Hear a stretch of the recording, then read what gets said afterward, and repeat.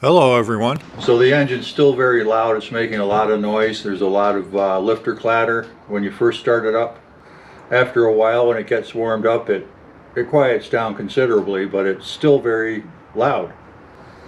So it's been sitting for a few days here. I'm going to start it up just so you can hear the sound when it's cold.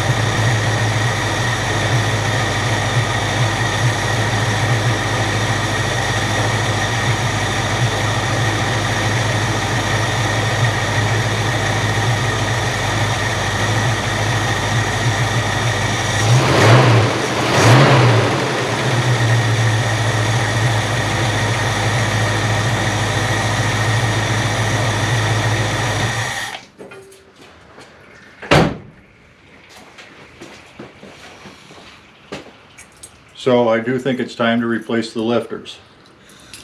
That's what started this job. I'm going to do a lot more to it though.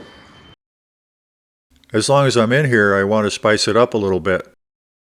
I'll do a head swap, a mild street cam, and roller timing set, as well as roller tip rockers to free up a little horsepower.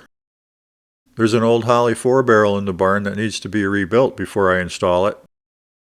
And I'll evaluate the possibility of using this ancient intake manifold that I ran on a 302 years ago. It's probably due for a new harmonic balancer after all these years as well. Old rubber doesn't get any softer over the years. So the first thing I want to do is remove the hood. It'll be a lot easier to get under to work on the engine. I'm actually going to pull the heads, so I need this hood out of the way. And I'm going to mark the top of the hinges, mark the bottom of the hood, where the hinges are. That'll make it easier to realign it when I'm putting it back on. And I'm just using a wax, like a crayon pencil.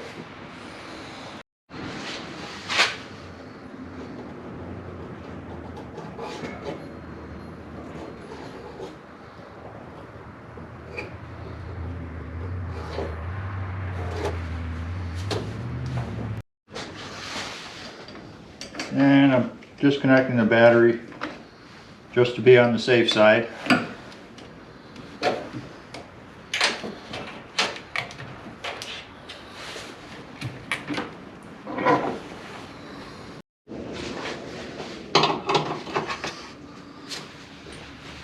There's only 2 bolts holding the hood to the hinge here.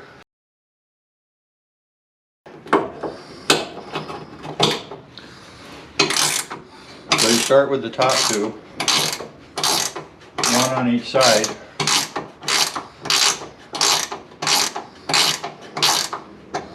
And you can take the top two out completely because the bottom two are holding it and it's trying to pull this way. It's trying to close.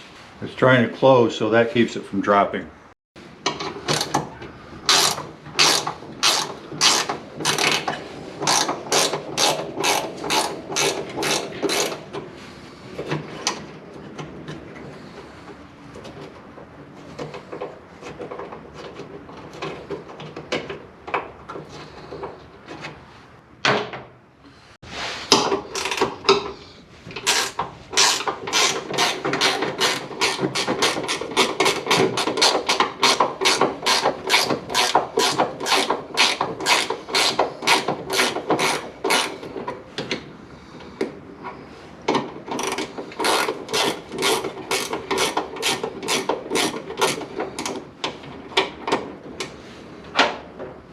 So now I'm going to loosen these bottom two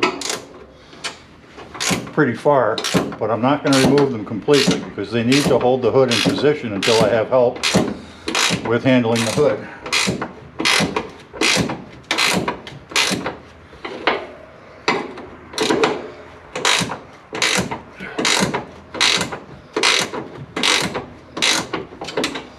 There's already a gap down there.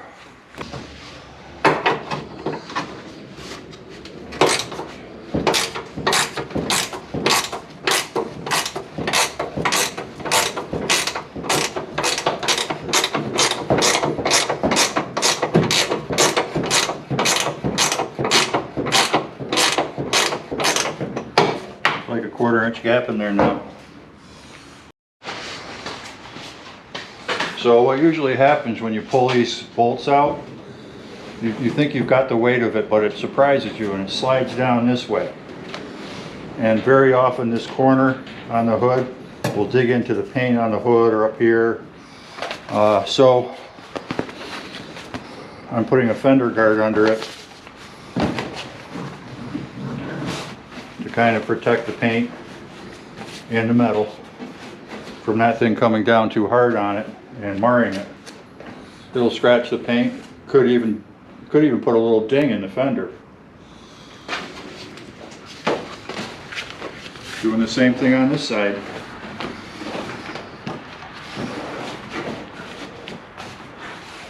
That's to protect the body here from this hood coming down, especially this sharp corner coming down on it. Okay, so I already took the top two bolts off of here on the hinges, see? One on each side, and the bottom ones are loose. So we're going to finish, I have a wrench over there, we're going to finish removing those.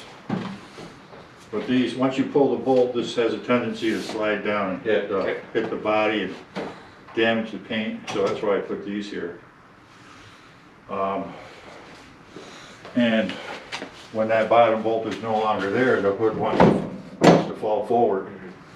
So I guess I'll hold the hood up here and you go ahead and start pulling those out.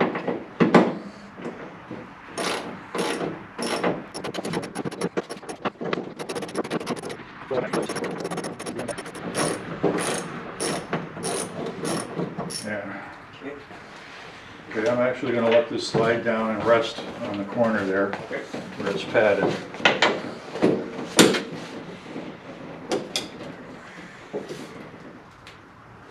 That tight? Well, it's just a kind of rusty bolt. Yeah.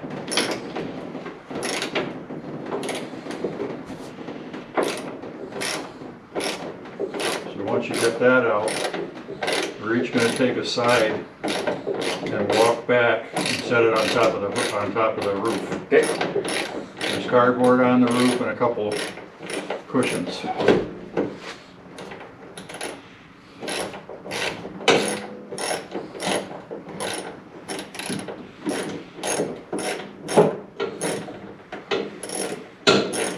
About it. Okay.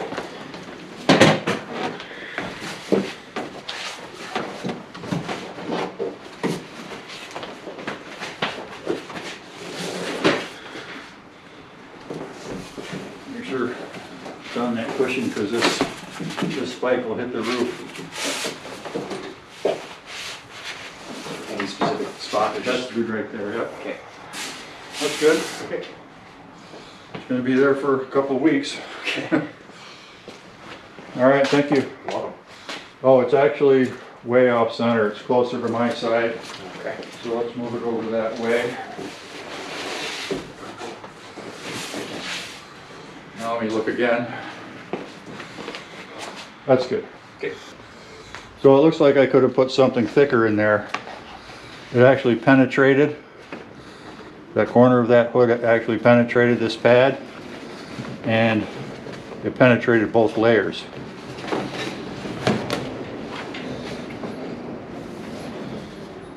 But I don't think it hit anything to damage it, so that's good. I'll just have to remember 4 layers is better than 2. This is an older pad from TRW, and there's not a mark on it. I don't know if it came down on this one. There's not a mark on it, so that worked good if it did it.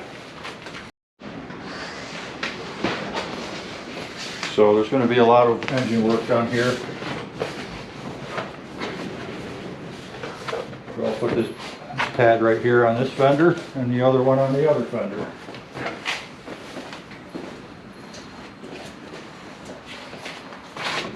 What's left of it.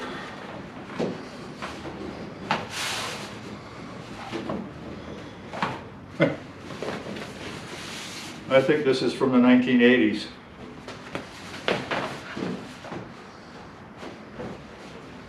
That black one is from the 70s. I like using these mud pans that you get at the home center. They're great for catching whatever it is you're draining, because they cover a bigger area on the floor. So you know how all that stuff will land on a frame and cross over the frame and drip down? You can catch almost all of it with one of these big pans.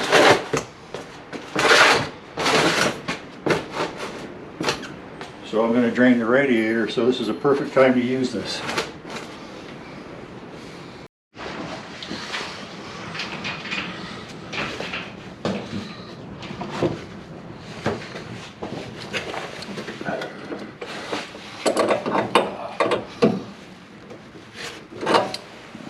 Wasn't stuck, wasn't that tight.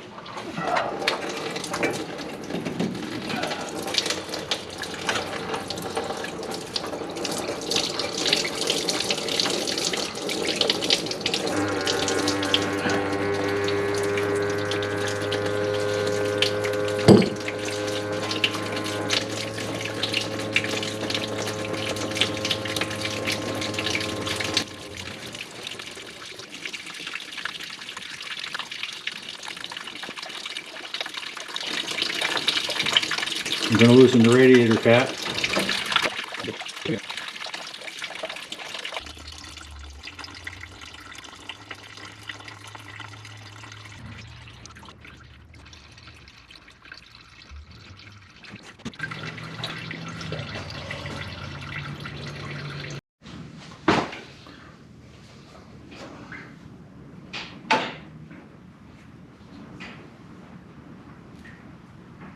So while that radiator is continuing to drip out,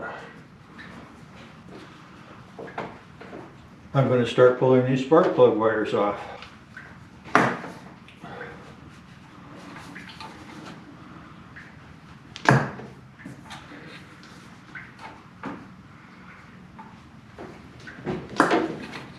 These are new NGK wires that I put on.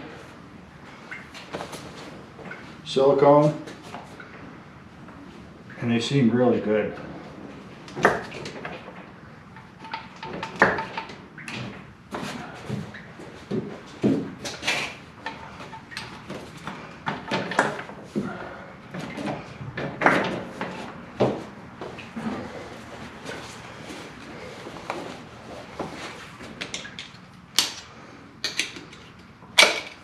I think I'm probably going to continue to use this distributor, so I'll just keep them on the cap.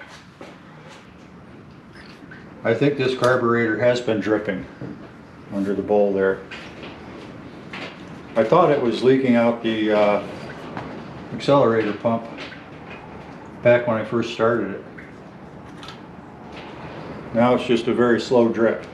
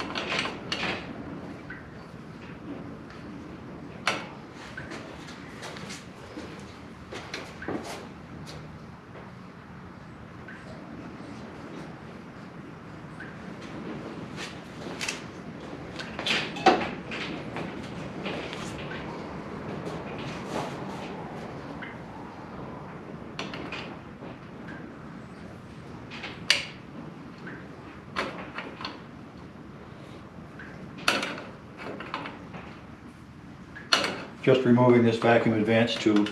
It's a vacuum tube to get ported vacuum to the distributor.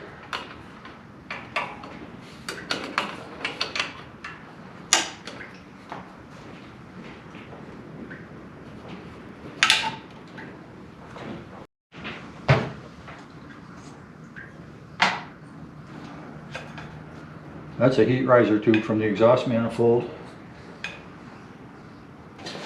You might think it's difficult to remove these springs from the hood hinges, but it's not that bad. Take a nice big combination wrench. This is a 1-inch. Get it on that hook there, and then you can stretch it like that. Not that difficult.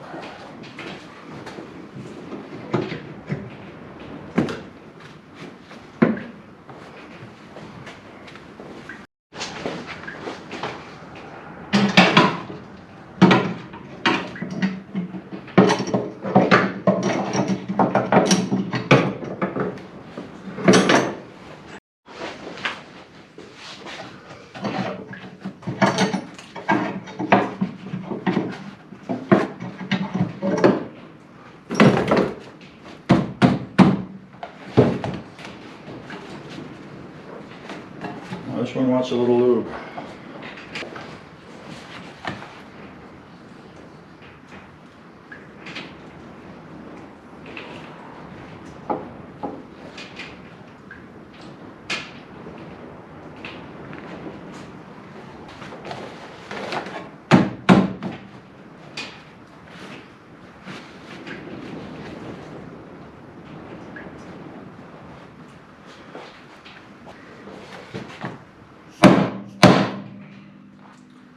Boy, that's stuck.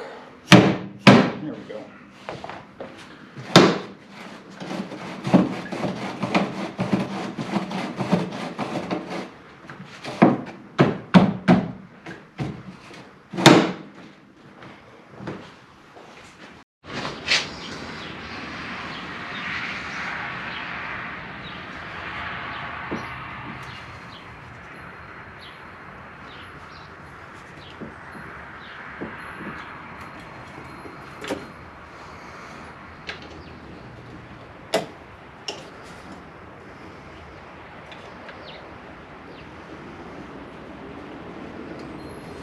Put that retaining clip right back on there so I don't lose it.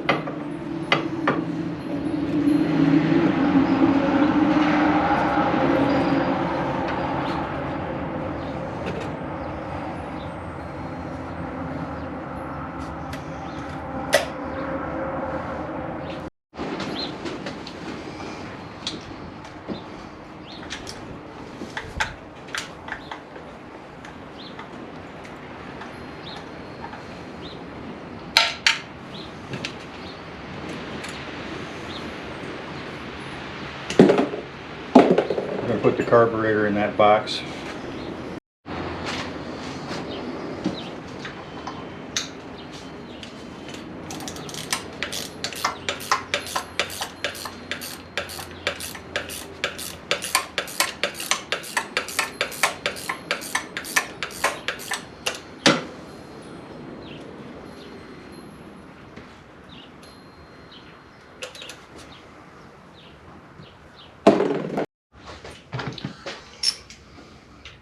It's easy enough to get on these front ones.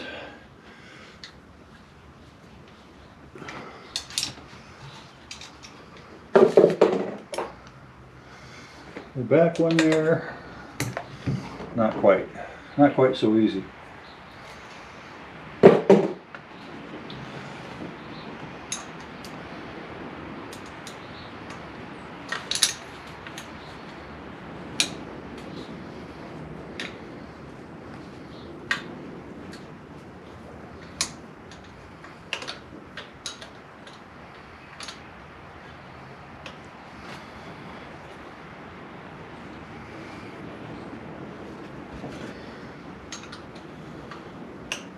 Can't get the ratchet on this. The ratcheting box end, there's not enough space for it.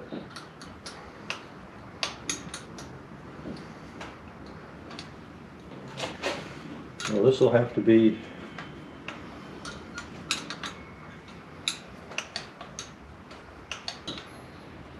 one-sixth of a turn at a time.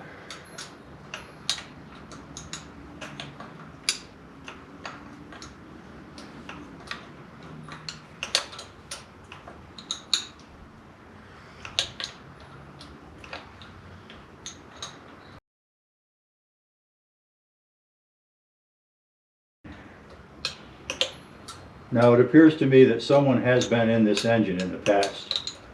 I mean, it's 60 years old, right? Doesn't burn any oil at all, doesn't smoke at all.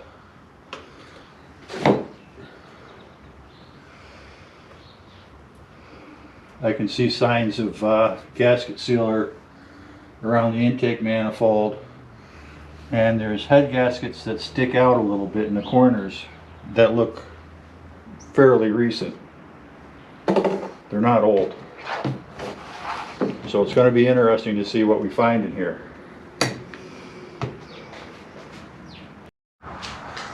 Let's see, is this going to come right off? Sure is.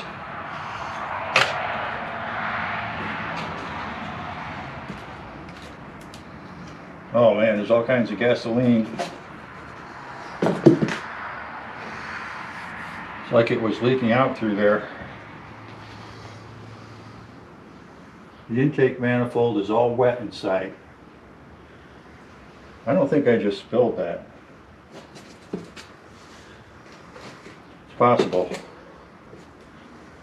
but I don't think so. Now I've got to move this because there's gas inside this box.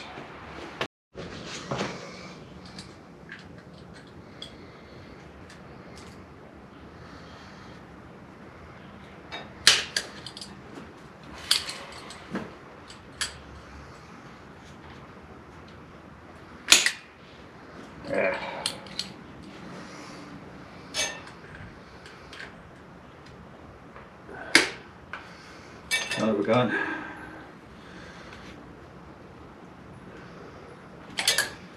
Well, it's holding on tight, that's for sure.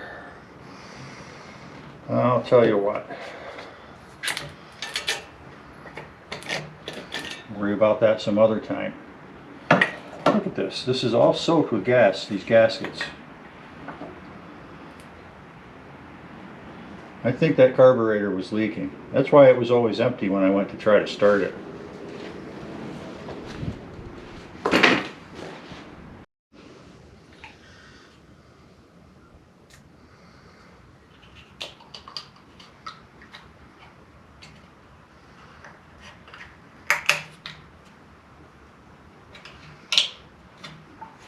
Not really necessary to get this gasket off in one piece, but oh, I broke it. I was trying.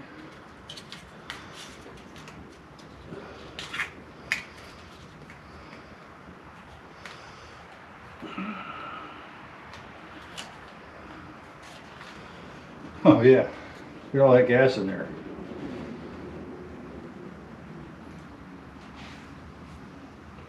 I'm not sure that's all gas. Seems like oil.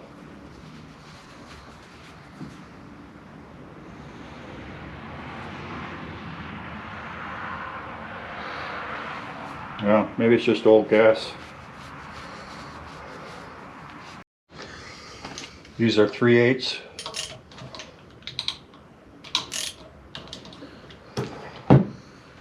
There's 2 red wires here that go to the battery side of the coil, and 1 black wire goes to the distributor side of the coil. The distributor is the ground side.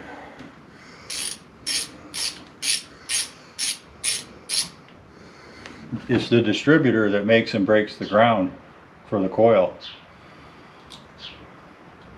And that's what produces a spark. When you break the ground, the field collapses in the coil and generates a spark inductively.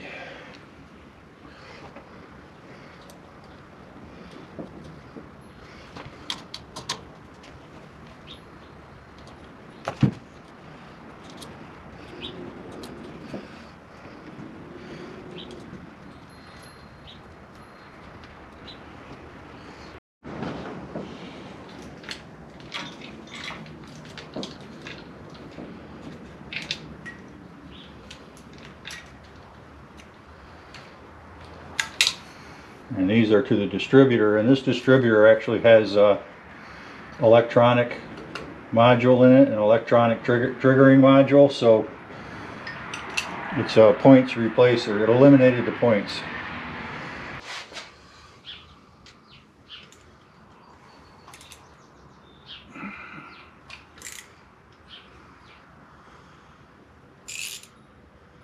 That's 11:30 seconds.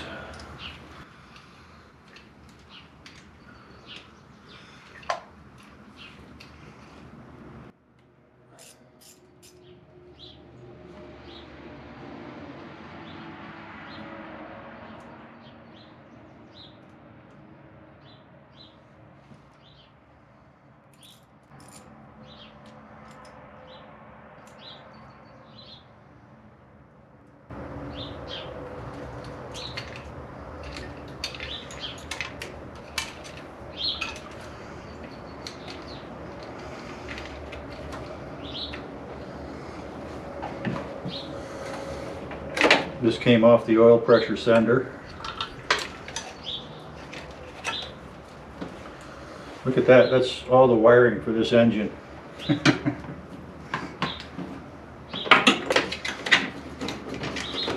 I just made that Subaru video where there's a harness connector that connects the engine to the computer, and it's got probably at least 35 contacts in it. See if I can soak this stuff out of there.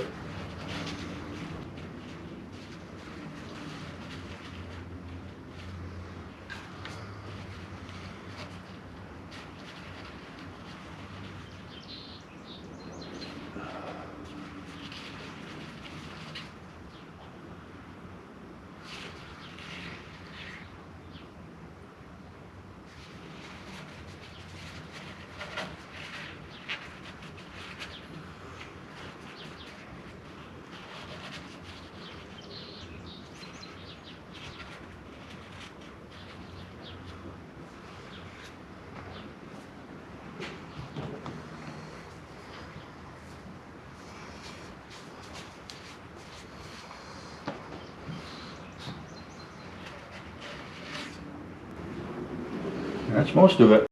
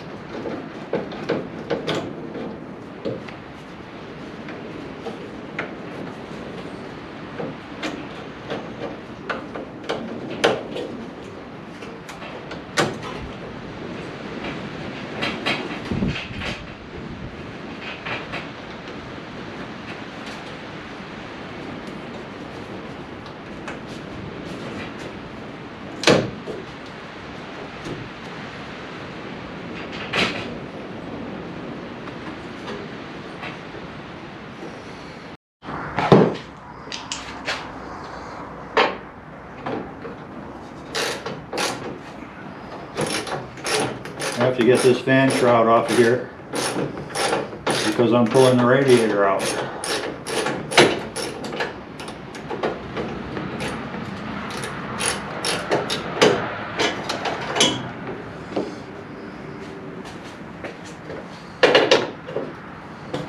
There's just 4 of these sheet metal bolts holding the shroud in. And this is actually a sheet metal shroud, what do you know?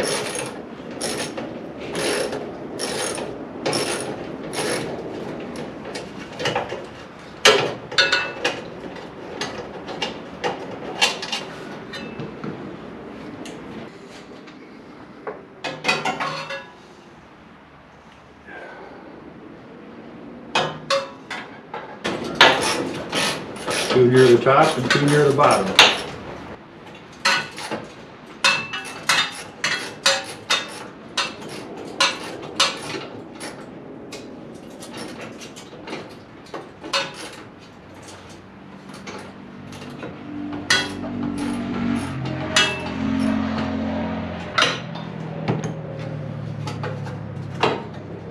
Don't want to drop it in the pan down there.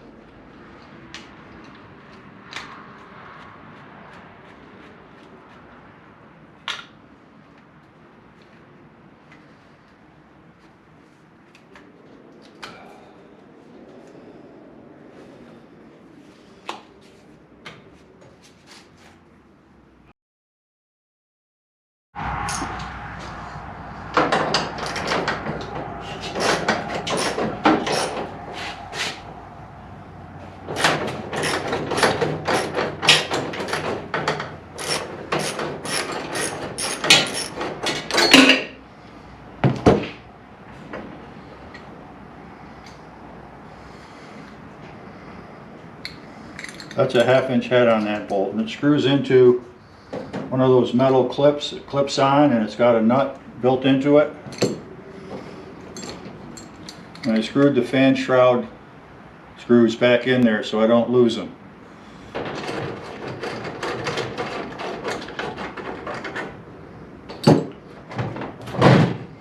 When I pulled that hose off the bottom radiator hose, a lot of that green antifreeze came out brown.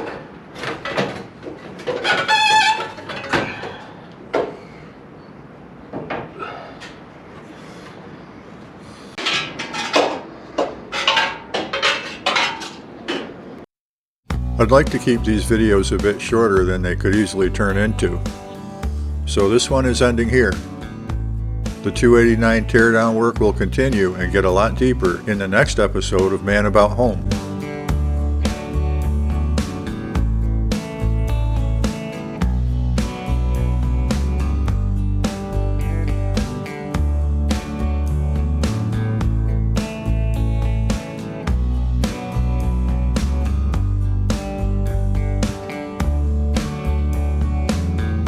Thank you for watching. Please take a moment to like and subscribe.